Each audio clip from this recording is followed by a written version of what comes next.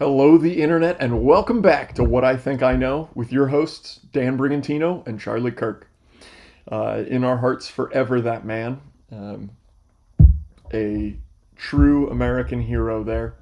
We do have more information. Of course, more information is going to continue to come out. The trial, the shooter had his first hearing today. Nothing of much importance. He didn't speak. I watched it. He didn't speak. Nothing too crazy happened, but they read out all the charges and stuff like that, which there are a lot of, and they are extensive. Um, I know I'm sure most people have seen the text chat between the shooter and his boyfriend at this point.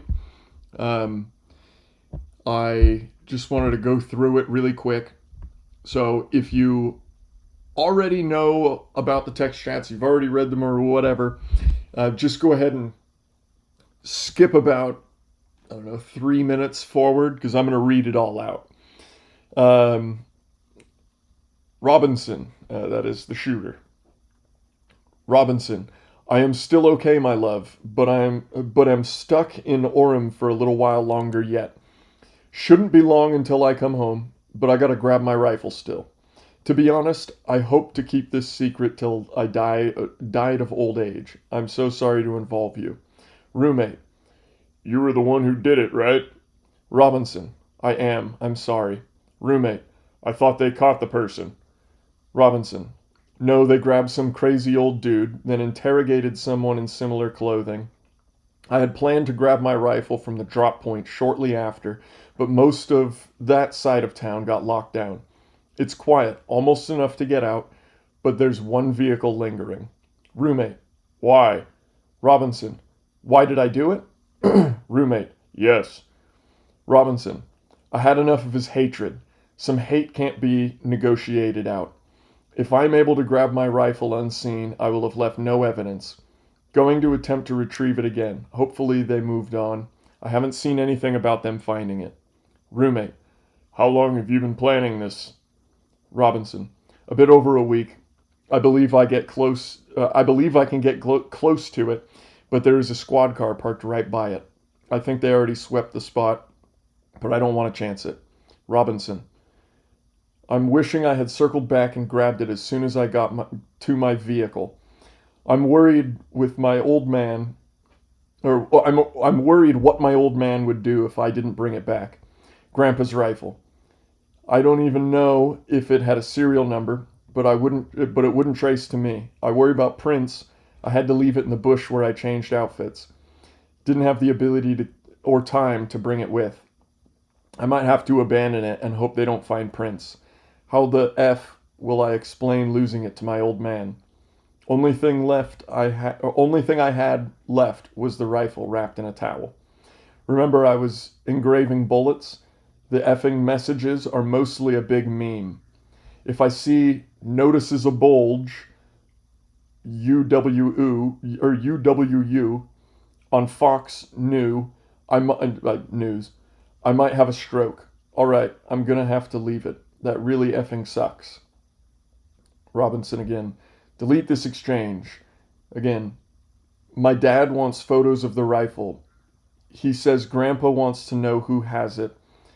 The feds released a photo of the rifle, and it is very unique. He's calling me right now, not answering. Robinson again. Since Trump got into office, he has been pretty die-hard MAGA. He meaning his dad. Robinson, I'm going to turn myself in willingly. One of my neighbors here is a deputy for the sheriff. Robinson again. You are all I worry about, love. Roommate. I'm much more worried about you. Robinson. Don't talk to the media, please. Don't take any interviews or make any comments. If any police ask you questions, ask for a lawyer and stay silent. There's a lot to that. Most people have already pointed out that's not how young people talk. I have heard a fair number of young people kind of use more like Shakespearean kind of language, like my love and all that. but it doesn't extend to things like vehicle. I'm a mechanic, so I do use the word vehicle somewhat often, um, but really not hardly ever. I've searched through all the records on my phone that I could find. There is no record of me ever using the word vehicle in a text message or an email or anything. Um, it's a pretty darn uncommon word. Now there is actually, my fiance did use it, but because she was reading something at one point, um, and basically just said what the thing said. Um, there are uh, plenty more examples in there, um, of just ways that people do not talk. Um, and why is there so much information? These people live together, these two fellas. Last week I did mention that I was putting my money on it being a transgender. The shooter, it turns out, was not transgender, but the fella he was dating was thinking that they were a woman, or he was a woman rather. Uh, so it is just LGB whatever BLT stuff, but there's too much information here.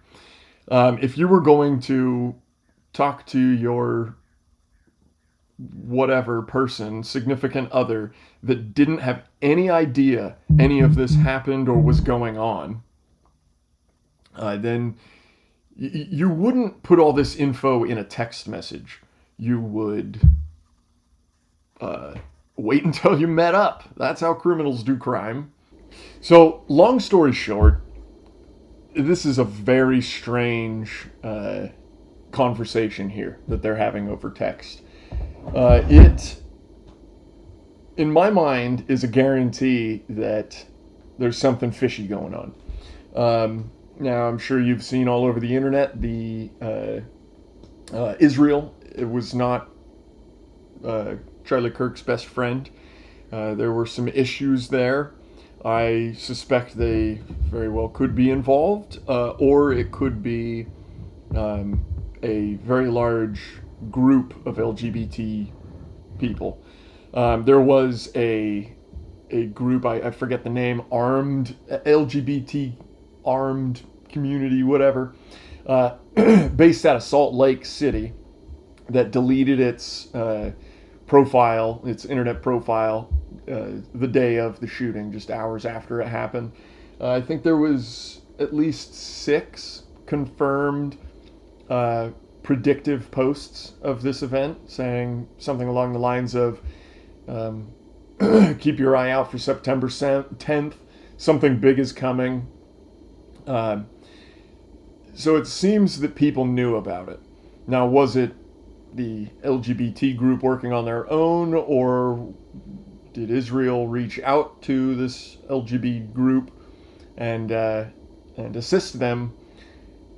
That stuff I do not know. I'm still praying every day for Charlie and his family, and I have a couple interesting things to kind of show. I have just a couple interesting bits to share.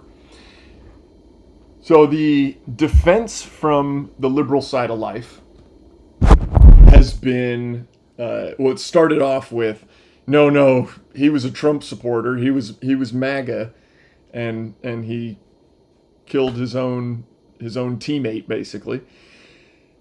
And then when that was proven false, they dove into, oh, but it's such a heartfelt story. This poor gay man loved this other poor gay man who was also a transgender furry. And it's just such a beautiful thing. There's people on the news, maybe I'll put a clip in here.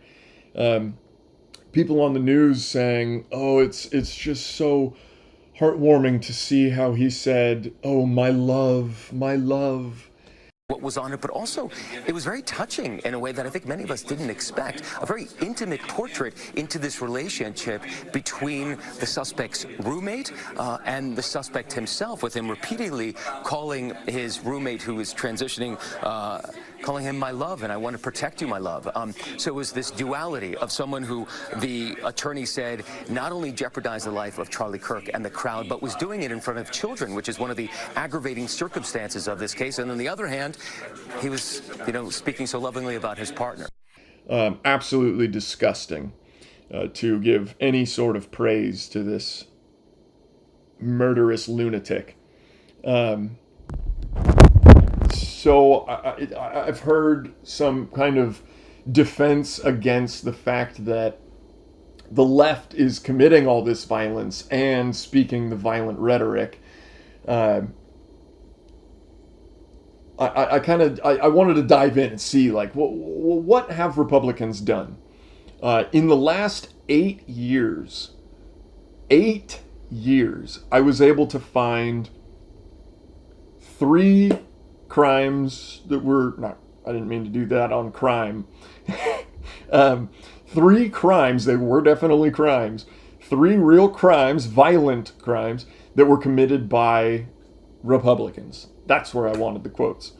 The 3 events were, most recently, the 2 Minnesota lawmakers who were shot by a crazy lunatic guy. And because it was 2 Democrats, the media just instantly goes, oh, Republican. Must be a Republican. Then there was, a little bit before that, Nancy Pelosi's husband being attacked by a hammer-wielding maniac. And because, again, it's a Democrat being attacked, the media just assumes, Republican, must be, has to be.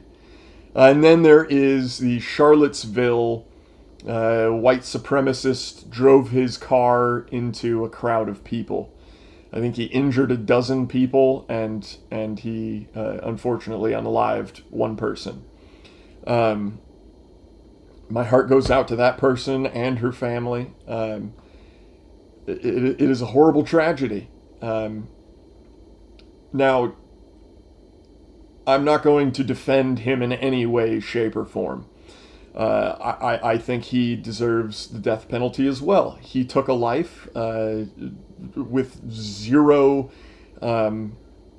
provocation. There was no reason for him to attack this group of people other than a disagreement on what they stood for. Pretty much exactly what happened to Charlie. Same circumstances, at least. I think the man who drove his car into the crowd should be put to death. That's my personal opinion. Whatever the courts figured out, that's probably the right way to go. But that's how I feel about the event. Now, the other 2 are pretty interesting. Nancy Pelosi's husband's attacker was living in a commune in Berkeley. Yeah. Republican, huh? If you can find me 1 Republican living in a commune, I'll give you everything I have. Everything. Take the house. I don't own it, but take the rental lease. Yeah, Republicans don't really tend to believe in communes so much. So let's knock that one out of there. That's pretty darn clear that was a Democrat attacking a Democrat. Then we look at the more recent shooting of the 2 Democratic lawmakers. They were shot by a man who was hired by Tim Walz, or appointed by Tim Walz, and this lunatic believes that Tim Walz hired him to take these people out. The reason it was these lawmakers in particular was because they had voted against a illegal immigration bill that was going to give more money to illegal immigrants. They voted against that, and because they voted against it, this man gunned him down. in his mind, under the pretenses of, I've got to help this other Democrat lawmaker, Tim Walz. So, does that sound like a Republican to you? Because it doesn't to me. That sounds like another liberal Democrat. Which means there's only been one violent crime committed by Republicans in 8 years. I couldn't find anything else, and I did find out along the way that most crimes committed by Republicans will be designated as political crimes, and most political crimes committed by Democrats will not be designated as political crimes. They're just working the numbers. That's all. Simple. They've been doing it for many, many years, and they're not going to stop anytime soon. So that's a very fun part of life. That is, what are there? There's 350 million people in this country. A little over half of them voted for Donald Trump, meaning a little over half of them are Republican. What is that? 300, 150, 25. So 175 million people on the Republican side of the aisle, and only one violent crime in the last 8 years. That's fucking crazy. Sorry, I shouldn't swear, especially while I'm holding the Bible.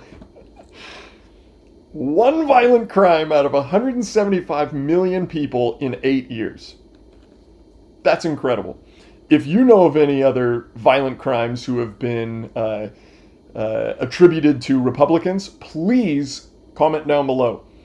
Also like and follow or whatever, but just comment down below. You don't even have to do any of that. Nobody does. Anybody watching, please throw a comment. Think of the first thing that comes to your head, a thing that you want to hear me talk about, put it down below. I'd love to work through it. Now, the next thing I want to get to is something that I think is incredibly beautiful. I'm holding my Bible for a very important reason. This is my Bible that my brother bought me probably like 8 years ago or something. It's been a long time now. It's almost in perfect condition, almost absolutely perfect, and it has been through a lot. I have not taken very good care of it. So I'm very impressed with how God takes care of it for me. But I wanted to share something with you guys. Charlie Kirk was shot at 12:23 in the afternoon. Now, most of the time you would see a date like, or a timestamp like that and just go, okay, yeah, just afternoon. Nothing to it, right? Well, these demons on the left who think they're very clever and think they're doing very good work, they don't understand the power of Jesus. They just don't get it. Charlie Kirk shot at 12:23 in the afternoon. We scroll in our trusty Bible to John 12:23. And I'll read through 24. Jesus replied, "The hour has come for the Son of Man to be glorified. Verily I tell you, unless a kernel of wheat falls to the ground and dies, it remains only a single seed. But if it dies, it produces many seeds." A pretty simple excerpt there. Pretty straightforward. I think it's incredible. When people say the Lord works in mysterious ways, that is what they're talking about. That is exactly what Charlie left behind him. He was the seed that died. And that seed has burst forth the life of many, many seeds. There have been record voting registration transfers, transferring from Democrat to Republican. There was like all over the country, there were record numbers of people in churches on the Sunday after his death. I'm getting shaky in the throat. It still breaks my heart every time I think about him, every time I hear his name, or especially his wife's name mentioned, or see a video of either of them on the internet. I'm just, it's gut-wrenching. But that right there, what we just read, is freaking beautiful. The Lord truly works in mysterious ways, and we're gonna miss the heck out of Charlie. We're gonna wish he was here every day for many, many years to come. But eventually we'll get to meet him again. And if you don't believe in God, take a look at that. Unbelievable. I have kind of another a video I want to show you. It's of Tim Tebow.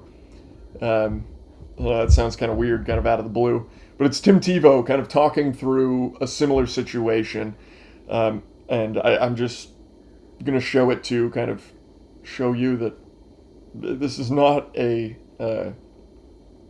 isolated event. This is a consistent event. Hello, this is Dan. He looks at me and says, Timmy, this is exactly 3 years from the time you put John 3:16 into your eyes. He says, no, you don't realize. During the game, you threw for 316 yards. Your yards per rush were 3.16. Your yards per completion were 31.6. The time of possession was 31.06. And the ratings for the night were 31.6. And during the game, 90 million people Googled John 3:16, and it's the number one thing on all social media right now.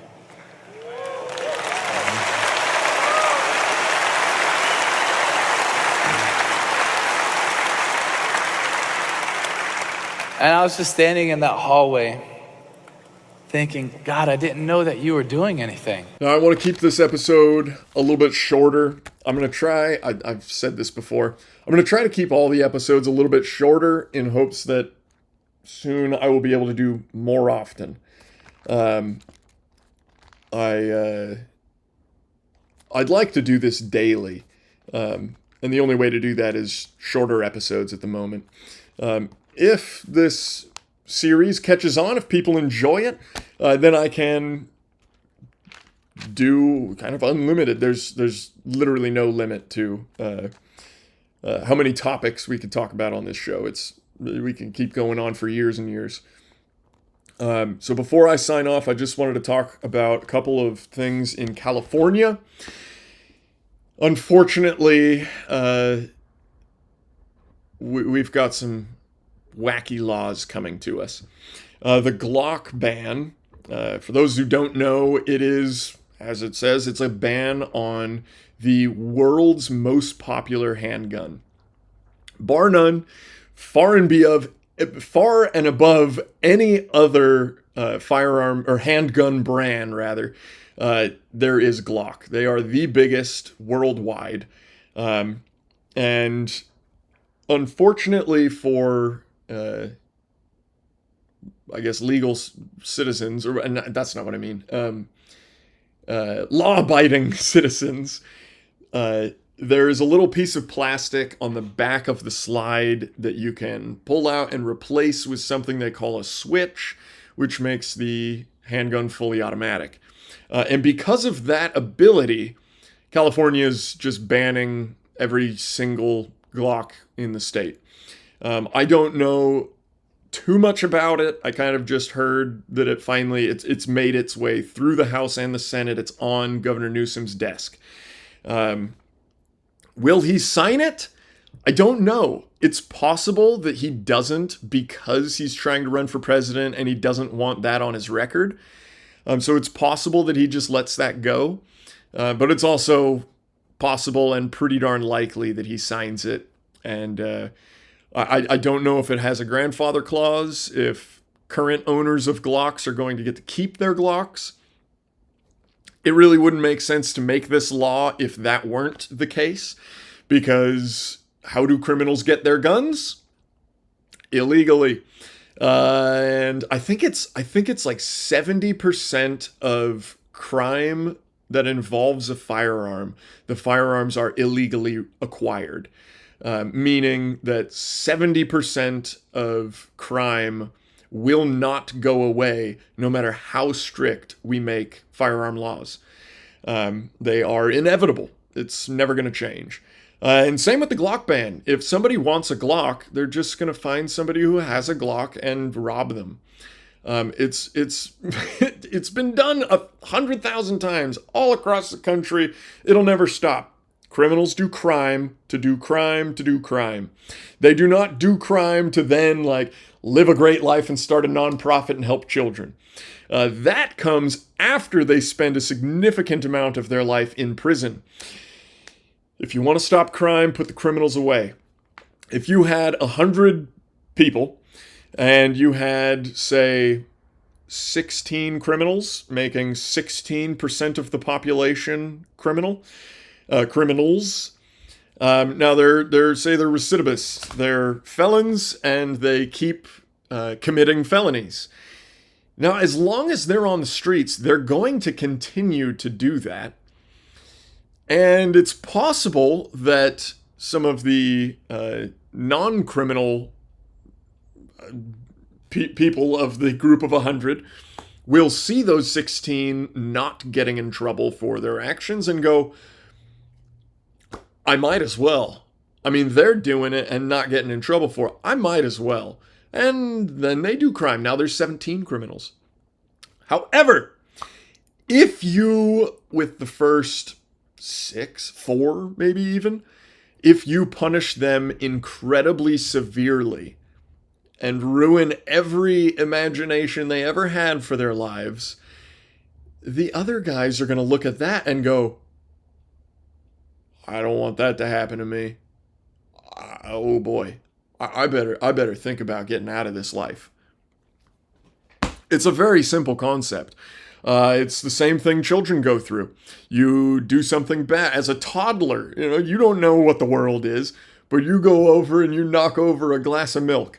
You get yelled at. Your mom goes, hey, why'd you do that? Don't do that. That wasn't nice. That wasn't smart. That was just stupid. That was a rude thing to do. And the child then goes, okay, well, I don't want to get yelled at again by my mom, so I guess I won't do that anymore. That's how most of us were raised. The 16 in this story we're talking about were clearly not raised that way. But anywho, you have 16% of the population doing crime. You arrest and hold, most importantly, because criminals nowadays are getting arrested. They're just getting let go.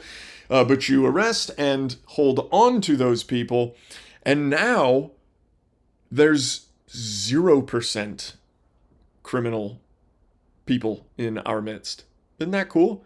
There might be 16 less people in total, but there's also 16 less criminals, and there's 100% safety. That is just a little bit of fun fact for you, or not fact, because that was all made up, but it is pretty darn true. Another thing coming to California, I don't remember if this passed or not, but I think it did. It was put into a budget bill. It is a mileage tax. How fun is that?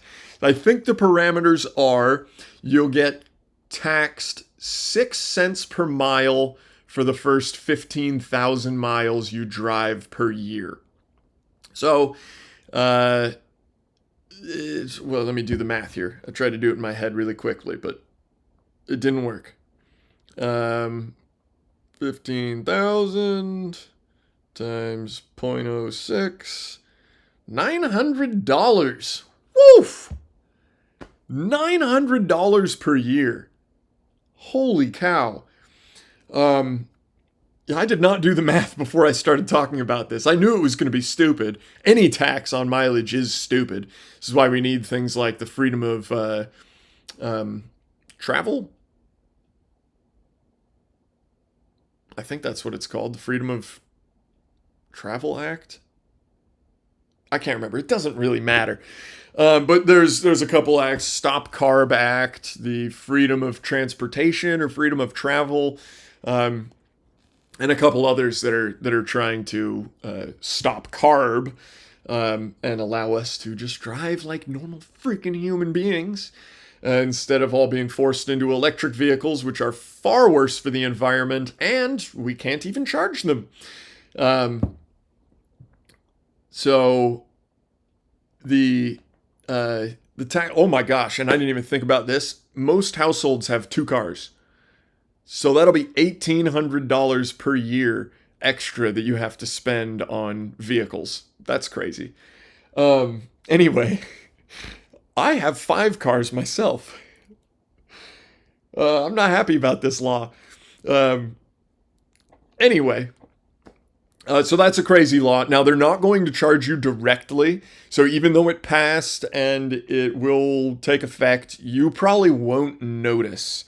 You'll notice it in other ways, and you won't be able to connect it to this. You'll see housing prices go up because that's where they are going to be charging people. They're essentially saying if you have a house, you're probably going to have a car. Like apartment buildings in town are not going to have this tax because you can walk places, I guess. This is probably part of the 15-minute city sort of thing. They're trying to tax us into 15-minute cities, which is a city where everything you could ever need is within a 15-mile or 15-minute walk from your place of living. It sounds like an ideal situation. I would love to be able to walk 15 minutes down the road and get to the store. For me, I could probably skate there in about 20 minutes. But walking, it would be a good hour or so just to get to the store. But anyway, so they're charging money to the builders of new houses, and I would assume they're going to add a tax in the real estate tax to current homeowners, kind of thing. So anyway, they're going to be charging some $300,000 per house that gets built. That sounds ridiculous. I might have that wrong because of how ridiculous it sounds. Unfortunately, it's possible that I do not have that wrong. Right now, I think it's like $28,000 more per year, more expensive in California than anywhere else, or than the national average, probably. So if the national average, it costs $100,000 for easy math. It does not cost that much. It's way less than that. But if say the national average was $100,000, well, to live in California, it'd be $128,000. Now, being that the national average is probably more like $70,000, you've got to add that 30%. 30% of 30 would be 11 and a half or something like that. So another $11,500 or so. So $35,000, 39,000 or whatever. Sorry, I'm not doing very good math today. But anyway, that's a very significant tax. That's going to hurt a lot of people living in California. Pretty much only the not uber rich. It seems like everything California does is hurting the poorest of people, like smog checks. We've talked about this on a previous episode. Smog checks really only hurt the poorest of people in California, the people who can't afford even like a $5,000 car. $5,000 in the used market would get you a decent car that should pass smog and all that stuff, no problem. If you don't know if your car is going to pass smog, do know that it is the seller's responsibility to have it pass smog before he sells it to you. You can buy them and sell them as is what we call it, with no, you could do it like no paperwork whatsoever. You could sell a stolen car as is and just say you lost the paperwork kind of thing. So there is always some sketchiness. If someone's selling a car as is, definitely ask questions if you don't know what you're doing. If you do know what you're doing, then tell me to shut up. You've heard it all before. But anyway, there are people who cannot afford a $5,000 car. And there's a lot of people who can't. I can't right now. Granted, I have 4 in a bike. So if I really needed to, I could sell 3 of them and still have a car to get around to drive me to the place where I need to buy a car using the money from the cars I sold. So yes and no, I'm in that group. Yes, I am, because I don't want to sell any of my cars. I love them all for very different reasons, and I don't want to get rid of any of them.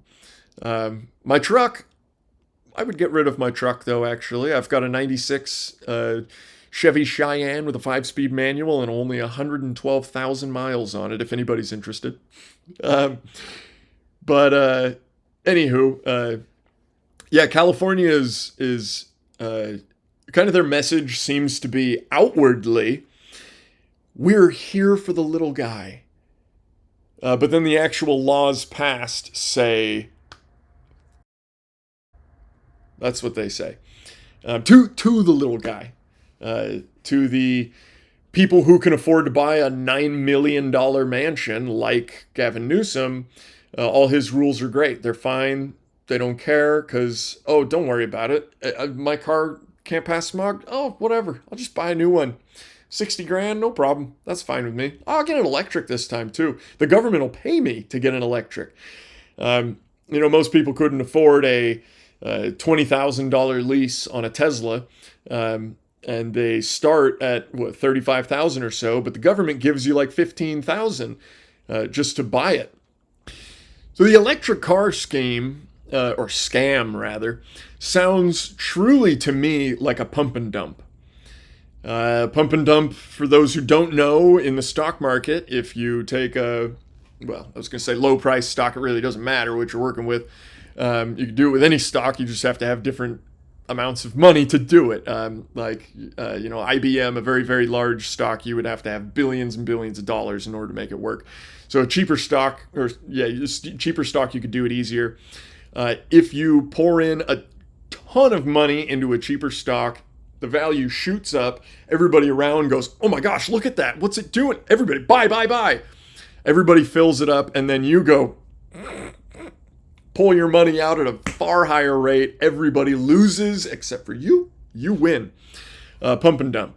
Very illegal, to my knowledge. I don't think it's legal. I know there is some kind of, it wasn't on purpose sort of thing you can get out of it. But anyway, that's what it sounds like what they're doing with electric vehicles. They are the government is giving purchasers of electric vehicles taxpayer money to pay for their vehicle. So say the Tesla starts at $35,000, the government will give you $15,000 just to incentivize you to buy the car, and you get to walk away with a $20,000 Tesla. I think it's a disgusting thing that's going on. It's simply there to make people think that electric vehicles are getting super popular and whatnot, when really the case is that the government paid me to buy it. Why wouldn't I buy it? I know a lot of people who have bought electric vehicles of all kinds, not just Tesla. I'm not defaming Tesla here. I do like them because they are an American company, started here.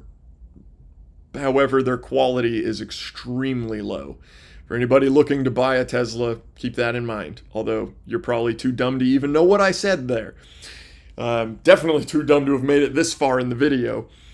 But anyway, that's my theory on electric cars, and the incentive for the population of California in total to get electric cars, because this pump and dump system they're working really hasn't worked out, and also Trump's been fighting it and trying to shut down certain incentives and whatnot. That's not working, so now they're going to tax our gas-powered vehicles. Simple as that.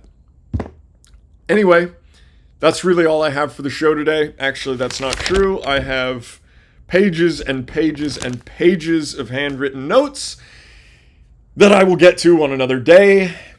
Until then, thank you all for listening. God bless you, and please enjoy this video I've got for you. Have a great day. See you next time.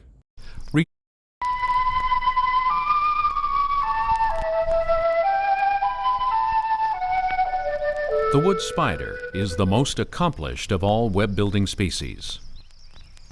Recently, scientists gave these tiny creatures a variety of psychoactive drugs to observe their effects on web building. When given a minute dose of LSD, the spider's web took on an unfamiliar, minimalist structure. When given caffeine, the web structure was not affected, but the spider's behavior was.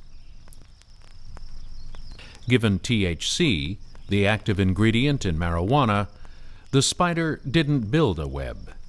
It built a hammock, where it lay all day and watched the caffeine spider go. When given alcohol, the spider built a web, found a mate, and raised over 100 young. But the mate got a restraining order, and now the spider can't go within 100 centimeters of the web. The crack cocaine spider figured building webs was for suckers, waited till the caffeine spider was exhausted, then came up behind it and popped a cap in its ass. Nice web, Mr. Crack Spider. When winter came, the marijuana spider had no place to live. It ended up in the crack web as the crack spider's bitch. For more information on the crack spider's bitch, contact the Canadian Wildlife Service in Ottawa.